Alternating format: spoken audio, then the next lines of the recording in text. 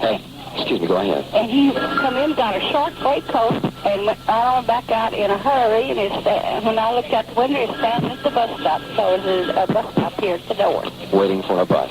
I suppose so, but I didn't see him board a bus. And that was the last time you saw the man you knew as O.H. Lee, and he has since been identified to you as Lee Oswald. Thank you very much. Mrs. Roberts could not tell officials whether he boarded a bus or walked away. 8 minutes later, 1 mile away, police officer JD Tippit was shot to death. He was one of only 2 officers in the area. In car 78. 78. You are in the Oak Cliff area, are you not? Lines tonight. You will be at large for the emergency to come in. 12:54, his last communication with dispatcher Murray Jackson. Well, prior to this, we realized that all of our units were going to downtown, and it just hit me. You know, if we have an explosion, a major accident, a robbery, a shooting, we have no units to give immediate response to this call. So we had 2 units out, which were out south of Ledbetter at that time. One was 87, which was R.C. Nelson. The other was Unit 78, which was JD Tippit. And I called them, and I told 87 and 78 to move into the central Oak Cliff area. Okay. Nelson came back and said he was at Marsalis and Thornton, which is, as the crow flies, about 1.5 miles from the triple underpass.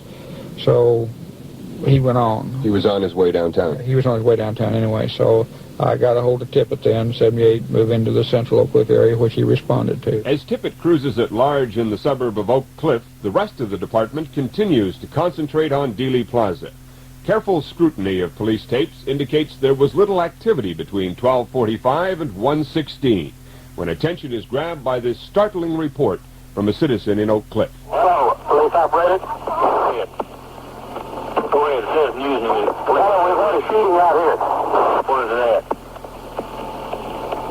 It says the news and police radio. What location? Between Marsalis and Busty. It's a police officer. Somebody shot him. What's it? 4 10th Street. 78. They sent a police car. Number 10. 78. 78. Hello, police officer. Did you get that? Police officer, 510 East Jefferson. Thank you. 35. The Citizen News and Police Radio will remain off the radio now. The call was taken by Murray Jackson. A citizen came on the radio, and not being familiar with how to work a radio, he just picked up the microphone and said, "Send some help, an officer's been shot." Well, immediately my response was, and I had worked with Tippit for 4 years for our dispatch office, was that it had to be Tippit because he was the only one supposed to be out there. And the time element involved from where he was to where the call came out, the citizen called in, this had to be him. So I immediately called 78, which was, and no response, I called again. And then, of course, the citizen, we had to come on and instruct the citizen to, calm down and tell him over there how to work the radio. Squad cars are directed to the scene of a new crime. 85.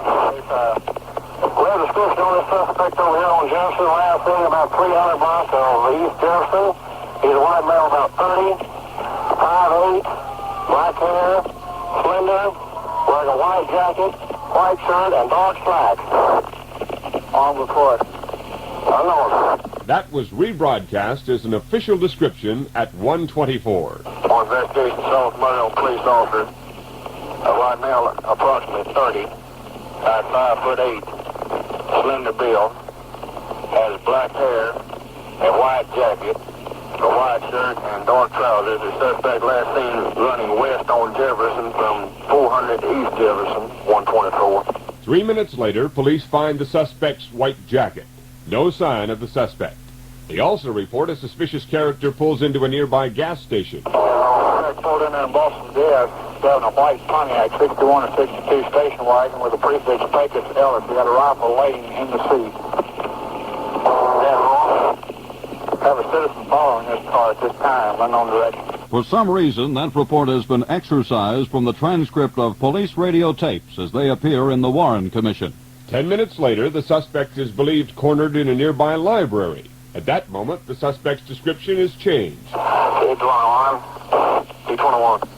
Mike can give you some additional information. I got an eyeball witness to the getaway man that suspect in this shooting is white male, 27'5", feet 11, 165, black wavy hair, fair complected, wearing a light gray Eisenhower type jacket, dark trousers, and a white shirt. And about the last seen running on the north side of the street from Patton on Jefferson, on East Jefferson. And he was apparently armed with a .32 dark finish automatic pistol, which he had in his right hand. 10-4, for your information, 221 the head hurt the suspect cornered in the library at Marcellus and Jefferson. 10-4. Interesting. The suspect is now 27, not 30, is 5'11", not 5'8", and has put his jacket back on. But this time it's a gray Eisenhower-type jacket. Oh, and about that cornered suspect in the library? Well, hold on to him. 19. There's an old man. 10-4. Disregard all the information on the suspect arrested. Is the wrong man. Back to square one. But not for long. About this time, the first of numerous anonymous citizen calls was received. They pinpointed the flight of a slender young man who seemed to be running from police. Back to square one. But not for long. About this time, the first of numerous anonymous citizen calls was received. They pinpointed the flight of a slender young man who seemed to be running from police. Dispatcher Murray Jackson. Who the callers were, I don't know, because every once in a while, one of the clerks would come in, a man just went here, a man just went here. And so finally, they get him running into the Texas Theater. Now, the Texas Theater is 300 West Jefferson, and the library is 600 East Jefferson. So, see, here's 9 blocks that the citizens have followed this person. And so, you know, the citizens were involved in it, and this is the only way possibly that we called Oswald. Police were directed to the Texas Theater on West Jefferson. Curiously, a citizen tipped off the manager to this young man who had entered the movie without paying. Once inside, police found the search for Oswald would end as mysteriously as it had begun. As one officer scanned the theater, unsure of exactly who it was he was after, a soft voice in the front row told him, quote, "The man you are looking for is in the middle of the lower level, 3 rows from the back." The soft voice was never identified. The actual arrest is laced with contradictions. This is a composite of what reportedly happened. Oswald jumped up, said it's all over now, struck one officer in the face, and pulled the trigger on his .38 pistol, which reportedly misfired, the whole time shouting, "I'm not resisting arrest," over and over. Police Sergeant Jerry Hill excitedly called in the arrest. Sergeant Hill would later tell newsmen, received information that the suspect was in the Texas Theater. When we arrived at the theater, we covered it off outside, and about 8 to 10 officers went inside, and then the center section of the lower floor, Officer N.M. McDonald was checking some people, talking to them, when he observed a suspect sitting on the 3rd row. As he approached this man, the man jumped up and yelled, "This is it."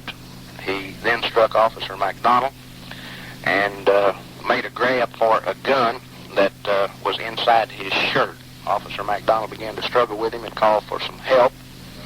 At that time, Bob Barnett from the FBI, Detective Bob Carroll, Officer Ray Hawkins from the Accident Bureau, Detective K.E. Lyons, Detective Paul Bentley, Accident Investigator C.T. Walker, T.A. Hudson, and I all responded to his call for assistance. We were all inside the theater, and after a struggle, the suspect was disarmed, was handcuffed, and was immediately taken from the theater to a car outside and brought to the Homicide and Robbery Bureau here at the department. Sergeant, was there any indication by the suspect's action that he had committed this heinous crime? No, sir, there was not. There was not any statement by him. The only thing that we could testify to that actually happened in the theater was the fact that he did grapple with the officer for possession of the pistol, and in the process he did pull the trigger, but luckily the hammer hit the primer, but the bullet did not fire. While he was in our presence, he did not admit any crime to us. on the way, either at the time of arrest or on the way to the station, with the officer for possession of the pistol, and in the process he did pull the trigger, but luckily the hammer hit the primer, but the bullet did not fire. While he was in our presence, he did not admit any crime to us on the way, either at the time of arrest or on the way to the station, other than making the statement, "This is it." 1:54 p.m. The chase is over. Oswald is taken to police headquarters where the charges against him multiplied as the day wore on. So Oswald is in custody. The presidential party is aboard Air Force One at Love Field. In fact, 2 presidential parties are aboard Air Force One, and this created some confusion and some mystery as to the whereabouts of LBJ.